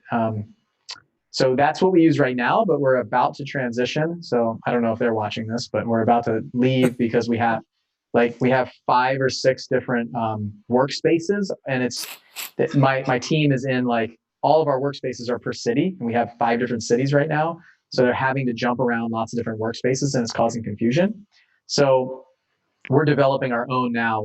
I have a guy who works for me who's a developer, and so he's developing our own CRM just for us that we're going to use. So we're not going to like sell it or anything like that, but it's just going to be ours. Like we're integrating our own phone system, our own CRM, and make it like truly custom and do what we want to do. So nice. Off Podio, because it's shutting down a little bit too much for us. So, but I've used other CRMs, like I've used Pipedrive, I've used Salesforce, I've used Close.io for sales stuff. So I've used lots of different things. I would say FreedomSoft is another one that I got a demo of recently that I liked for real estate investors. I think he's taking that to a good place. It's a little bit different than it was. And then I think there's a lot of them out there that I haven't seen, that I don't know. But the CRM thing it's so funny. Real quick, I'll tell a quick story. I was a test pilot for the Navy. So what we did was we take things and we try to figure out the deficiencies. And so human beings do all these workarounds for things that don't work the way that they should, and we make excuses for them. So we create like paths around the easiest path. So I can't really get into a rental car anymore without like diagnosing where the mirrors are and how they screwed up the switches. But in the helicopters and airplanes, we figure out like what is going to kill us, like what's that thing that's going to kill a human being in an accident or something. So like, could I pull the ejection seat handle instead of the off switch or something, like just a placement of those things. So we're constantly looking at deficiencies and how the human beings do workarounds. We do workarounds all the time. You don't even realize it. You waste so much energy and effort on all these workarounds. So like trying to find the perfect CRM, it's funny because we're constantly like working around the deficiencies that the CRMs have. So that's why we're kind of deciding to go out on our own and do it. There's not a perfect CRM out there for you. That's what I'm trying to throw out there. It's like, just accept what you got. Like I got a client inside of our mastermind group who they built a 7-figure company on basic free Podio. No automations, no nothing, free Podio. You can build a big business based on a piece of paper and a pen if you do it right, or the Google Sheet stuff. So that thing is not going to get you where you want to go. It's just a means to an end, and it's an expense, and it should produce 10 times what it cost you in efficiency.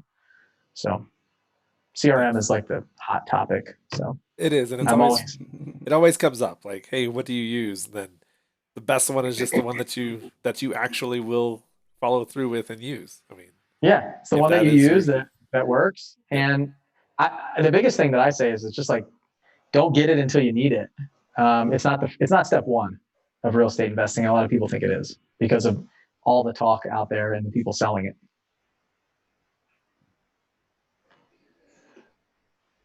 Well, I have a personal question. Well, on behalf of our audience. Wait, how personal is it? No. Personal question as in it's coming from me. Okay. Not coming from our pajama pants on webinars and video all the time. Yes. Always right. Got to be comfortable. I think for me, a big reason why I'm getting into real estate investing is for the potential of being generous and giving giving away money to nonprofits and other things. And one of the reasons why I really like you and follow you is because you do the same. Could you speak to some of the stuff that you're a part of that you do through your Yeah. business? Yeah. So I think that's great. First of all, Josh, like if you go to the place of impact, and that's what we kind of started this with, was impacting more people and improving the lives of others. That's how we become successful and go where we go. Like our why has to be so strong that it gets us through the tough times, because this business is not easy. Like if anybody tells you that you can flip houses, you can wholesale houses easy, it's going to be a quick money making scheme, it's not. I hate to say it, but like I work hard and I love what I do though. So the thing that really changed me was I saw somebody else renovate a house and give away the profits, 100% of the profits to a nonprofit. This nonprofit happened to be one called Operation Underground Railroad, and what they do is they liberate kids from sex trafficking, organ harvesting, and labor trafficking. So there's three big kind of human slavery buckets right now. It's about 2 million kids right now that are being trafficked for sex around the world. And believe it or not, there's about 500,000 here in the U.S. So just right down the street from me, I live in Spring Hill, Tennessee. In January, right down the street from me, there's about 17 people that were arrested for trafficking a 17-year-old girl. A guy who I know really well was the one who was involved in finding them, hunting them down, and arresting these people and creating the sting. So he wasn't responding to me, and once I got a hold of him, he said, "Hey man, we just had something happening here." So when I saw that, I said, "This I can't believe it." He gave away like $35,000. That's all his profit towards this charity, right? And then I started digging into this charity. I watched the documentary, and it changed everything for me. It changed my life. But before that, my son, I also saw the same guy. So this is Justin Williams, the guy who owned Seven Figure Flipping before me, and Andy McFarland. My first year at Flip Hacking Live, a conference that I was speaking at, they donated, they raised $17,000 from the people in the audience, about 100 people, and then they matched it. They matched their own money out of their own pocket to give $34,000 to my son, who you saw, James, before he was born. He was born 2 weeks after that event. They wrote that check in his name to the Children's Heart Foundation and sponsored that. So I start seeing my mentors as really like unbelievably giving people, and so that kind of I've always tithed in my life and given money, but not to that extent. And I've never seen it at that kind of level of giving, right? And these goals of giving 50,000, 100,000, 200,000 started happening. So I kind of fast forward every year at our event, we give away, we sponsor a charity and we do something for someone. Last year we raised $156,000 for Operation Underground Railroad. I actually just spoke at a virtual summit that was dedicated to them to try to raise money for them. We brought Tim Ballard. He created that organization in 2 years ago to our event, Flip Hacking Live, and I watched a documentary with him, sitting next to him, tears in both of our eyes at the end of it. And I said, "This is something that's near and dear to me." My COO came down the next morning. He goes, "Man, I'm going to kick doors down. I'm going overseas. I'm ready to get kids and bring them home." And I said, "Whoa, man, you gotta run the company." And so we found out they needed help in Tennessee. So we became the Tennessee directors for OUR. And so we support them here in Nashville. And so all the volunteers come through us. We've raised, probably almost $300,000 in the last year. And my goal is to raise $1 million a year. So that's one thing that we do, is really passionate about that, helping kids. They provide aftercare. They provide the support. There are a bunch of Navy SEALs, ex-CIA, Spec Ops guys, the guys that flew around the back of my helicopter, really cool guys. And I love supporting them and being around them. And it's the kind of world that I want to live in, cleaning, going to these dark places and kicking down the door. So we do that. I give towards that. And then we also, obviously vets are big for me. So we bought a house last year, have taken our sweet time renovating it. It was a challenge to raise money. We bought the house, we were going to raise the rest, get grants and all these things. It's been an interesting journey, but in about 30 days, maybe a little less, we'll be taking this house that mortgage free and donating it to a Gold Star family. So if you don't know, a Gold Star family is somebody who lost their spouse in combat.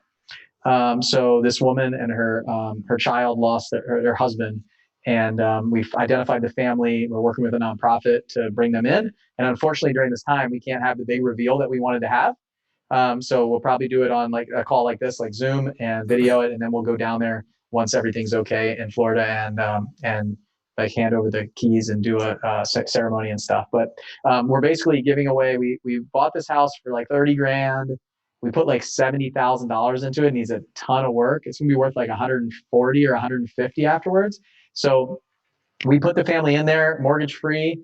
We donate the house to the charity. The charity puts them in there for 3 years. So they have to go through a process for 3 years to make sure that their finances are in order. They don't sell it right away. They get counseled for 3 years, and then after 3 years, they get the deed to the house. And and ideally, it's just I want to do more of that. I want to do 2 of those, and then 5 of those, and I figure out how to do 10 a year. So that's my goal is to do 10 of those a year and raise $1 million a year for OUR. So a lot of times that's what this is about for a lot of us. It's like, what are we doing it for? How can we help support? People think that we just want to make a bunch of money, but those are kind of the 2 organizations that are. And I don't know. I pretty much like to donate money to different organizations and things people support, especially around kids. We still support the Children's Heart Foundation. Also support Tennessee Kids Belong. So it's America's Kids Belong as orphans, and trying to figure out how to get all the kids in Tennessee adopted right here in our backyard. So we help them make videos. I have an airplane that I fly, so they have access to the airplane that I fly, and I'll fly them around Tennessee if they need to go to Memphis or they need to go to Knoxville for a video shoot. And my videographer will make videos to try to get the kids adopted. So like if you're a business, you can figure out how to use some of the assets that you have that don't cost them a lot of money to help them move towards their mission. And so we do some of that stuff too. And then obviously active in my church too. But that's I think, Josh, like that's the thing, right? Like what are we really trying to do here? And then how can we figure out how to support in a bigger way than we already are? Right. It's not all about money. It's not about the money. You can't take it with you.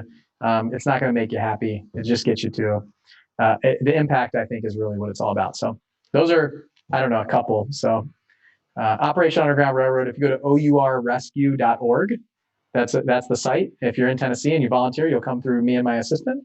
And if you go to OURfilm.org, that is where you can watch the documentary for free.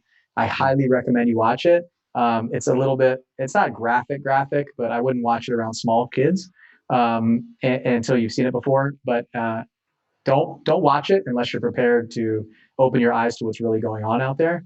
And I'll tell you, I don't look at my kids running around the playground the same anymore. I got my eye on them because there's some crazy stuff out there. Yeah, that's huge. I will link. I'll get a list from you, Bill, but we'll link. Cool. The charities and things that you support, because I know that that's a huge part of what you do and who you are. And yeah, and that's incredible that you're not just chasing money, because those people don't resonate with like our group and who people that we surround ourselves with.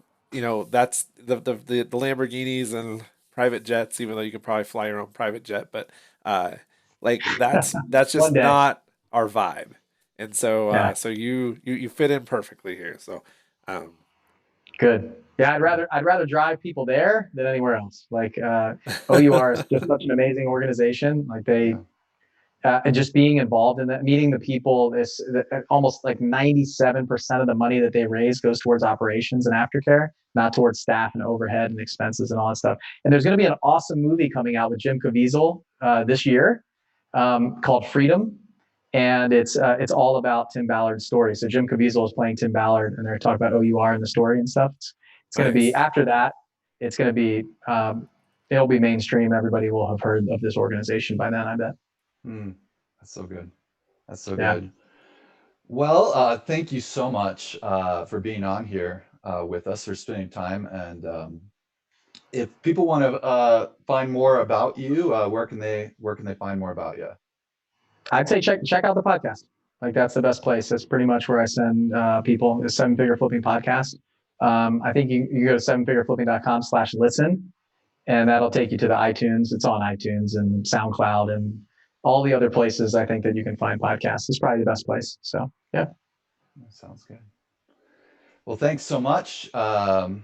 Thanks, guys, for joining us and for asking questions and being here.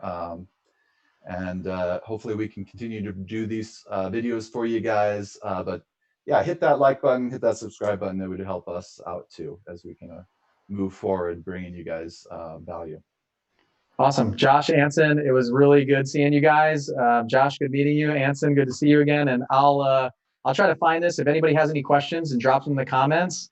I'll jump in there from time to time. And Anson and Josh, if you guys ever need me to jump in there and answer some stuff, just send me an email and I'll make sure to get it done. So I'd like to keep engaging with you guys and help out. So yeah, thank you so much for your time, man. This was incredible. Josh, thanks for being an awesome host. And yeah, we'd love to follow up and get any links to your Gold Star house giveaway, and share that in our group, and make sure that people really see that that's a great goal to move towards. It's not just about bling, it's about impact. Yeah, I think it's huge for your team and your staff too. Like if they know they got a purpose, a cause, and a passion to drive towards, like they're going to work harder with you. They're really, my team loves it. We named it the Blackjack Gives Back program, Homes for the Brave. We have a logo for it. We have all that. It's like if you go to my Facebook page right now, it's got the banner, has got our logo and all this stuff. And just because I'm excited the next 30 days, like I want people to see that and what we're doing. So your team, you get such buy-in from everybody. They all want to be a part of something bigger than themselves. And doing something like that is even more interesting to a lot of people than a pay raise. So this is the kind of stuff that people really jump on board and love to do. And you can really see, you'll get the right people around when they would rather give a house away than get a pay raise. So amazing. Yeah. All right. Have a good night, guys. All right. Good to see you. Thanks again, man. Yeah. See ya.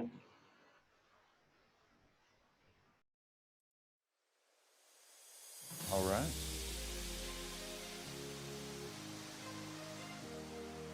Are we clear? Okay. That was good. That was really good.